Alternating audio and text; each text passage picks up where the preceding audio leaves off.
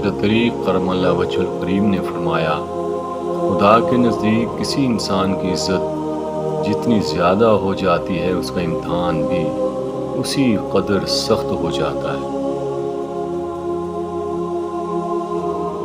جس کا ظرف دیکھنا ہو اسے عزت دو، فطرت دیکھنی ہو تو اسے آزادی دو، نیت دیکھنی ہو تو اسے قرض دو، خصلت دیکھنی ہو تو اس کے ساتھ کھانا کھاؤ۔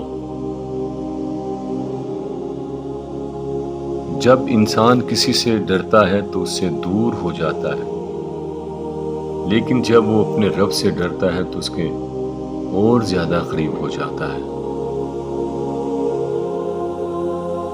جب اللہ کسی سے خوش ہوتا ہے تو اس کے لیے نیکی آسان اور گناہ کرنا مشکل کر دیتا ہے۔